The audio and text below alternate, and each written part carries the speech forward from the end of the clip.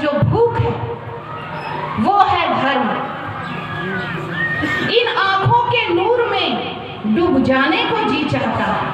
भक्त भगवान से कहता है कि तुम्हारी ये जो दो आंखें हैं ना, उसमें मैं डूब जाना चाहता हूं। इन आंखों के नूर में डूब जाने को जी चाहता है। तुझ में मैं दिखूं या मुझ में तुम दिखो, हे बाबा, हे कृष्ण, हे प्रभु, तुझ में मैं दिखूं या मुझ में तुम दिखो, इस कोशिश में दिन गुजर जाता है। ये है धर्म। मनुष्य सहज भाव में उनके जैसा होना चाहता है, उनके जैसा बनना चाहता है। ये जो प्रयास है, निरंतर जो प्रयास है, जो चेष्टा है, जो मन प्रयास कर रहा है, यही धर्म है। सरल भाषा में, दर्शन की भाषा में तो यही है कि जब आपके मन में परमात्मा के प्रति प्रेम जगा, उनको पाने के लिए आप जब चलते हैं, षोडश विधि का पालन करते हैं, कीर्तन भजन करते हैं, धर्म चक्र करते हैं, संस्था का काम करते हैं, जगत की सेवा करते हैं और मन में ब्रह्मी भाव रखते हैं, ये दार्शनिक व्याख्या है। लेकिन सहज भाव में यही व्याख्या है। बल्कि अब थकती नहीं, रातों को जागती, दिन में सोती नहीं, हर आहट में लगे जैसे तुम आ गए, वक्त के अब गुजरती नहीं। हर समय प्रिय का इंतजार, मन में अपने भगवान का इंतजार। पलकें अब मेरी थकती नहीं है, मेरी पलकें अपलक हो गई है तुम्हारे इंतजार में। पलकें अब थकती नहीं, रातों को जागती, दिन में भी सोती नहीं, हर आहट में लगे जैसे तुम आ गए, वक्त ठहर के गुजरती नहीं। जैसे पूर्व में कहा दादाजी ने, पूरी सृष्टि चलायमान है, सब कुछ चल रहा है, चल रहा है, चल रहा है, कहीं ठहराव नहीं। लेकिन एक अवस्था है जहां व्यक्ति ठहर जाता है, वो अवस्था है भक्ति की अवस्था। जब भक्ति मन में जाग जाती है, जब असीम का प्रेम जाग जाता है ना, तो भाव वहां ठहर जाता है, वहां भाव फिर चलता नहीं।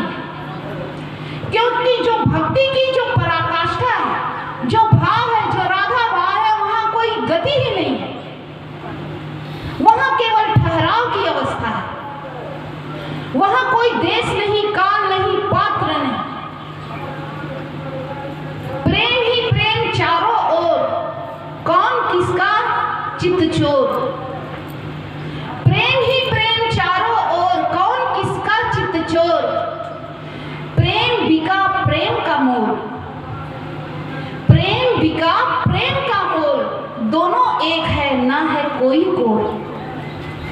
भक्ति की उस उच्च अवस्था में आत्मा और परमात्मा दोनों मिलके एक हो जाते हैं, तो वहां कोई गति नहीं है, न गति है न मंद, मैं हूं सत्य चित्त आनंद। तो उस आनंद की अवस्था में ठहराव है। तो जो भक्ति है वो ठहराव की अवस्था है। आप संसारिकता में देखिए, जब किसी लड़के बड़े उपद्रवी होते हैं, सॉरी ऐसे बोलना नहीं चाहिए, मतलब चंचल हो जाता है मन, तो बोलते हैं कि इसके विवाह कर दो। लड़की की एक उम्र आती है तो कहा जाता है इसका विवाह कर दो। जब विवाह हो जाता है तो चंचलता में थोड़ा सा ठहराव आ जाता है।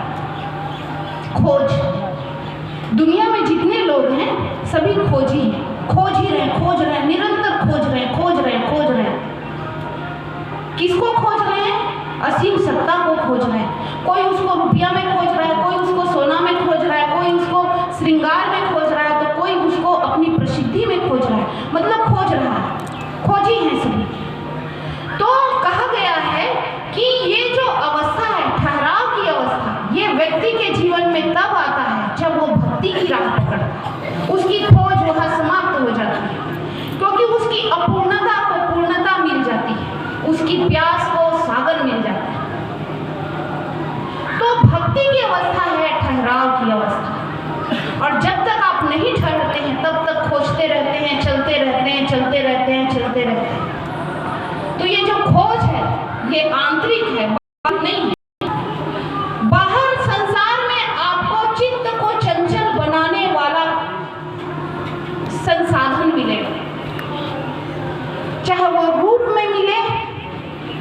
चाहे धन में मिले, चाहे श्रृंगार में मिले, चाहे यश में मिले।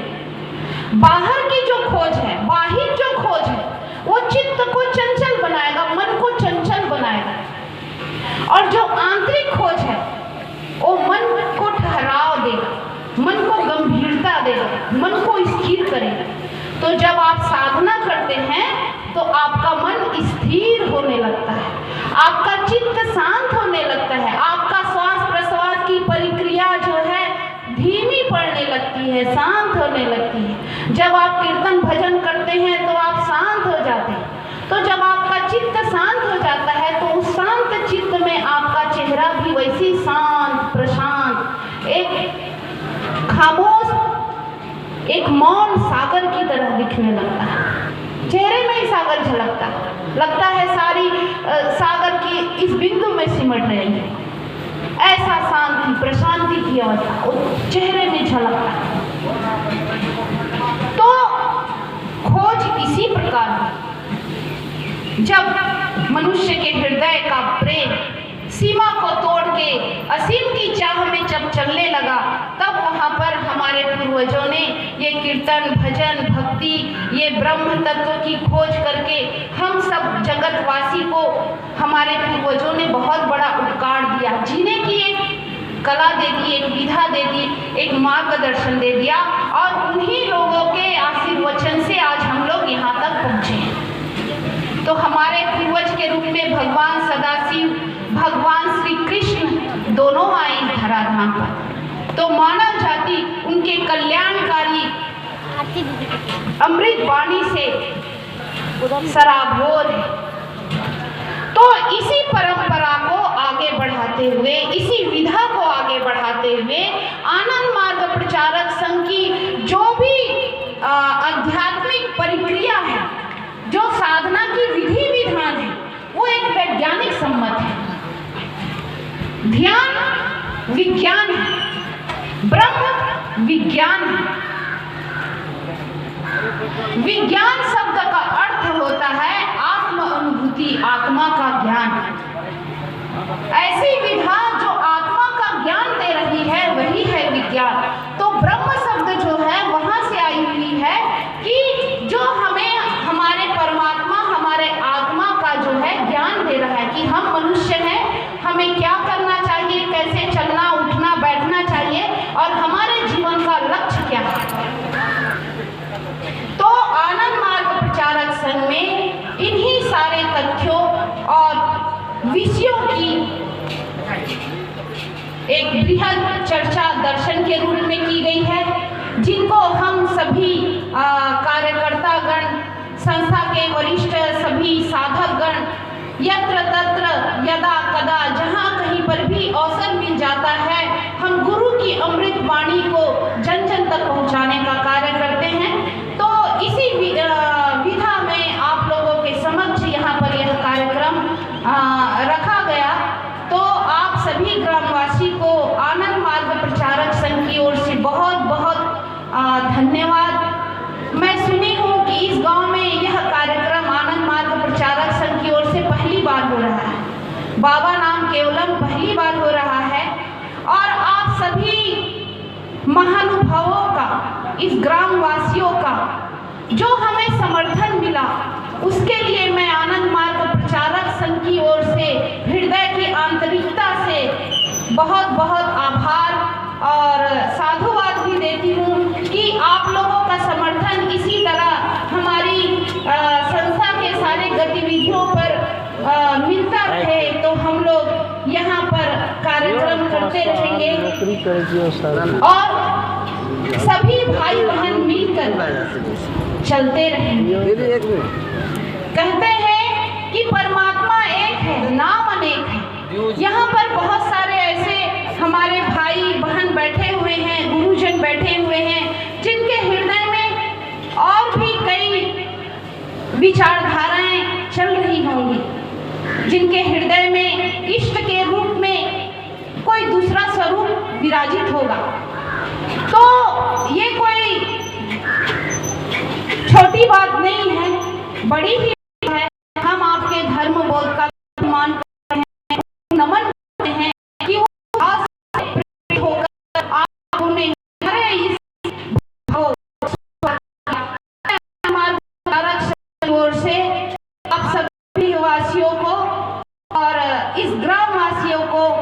हृदय की आंतरिकता से बहुत बहुत आभार। और इसी के साथ मैं अपनी वाणी को विराम देती हूँ। नमस्कार।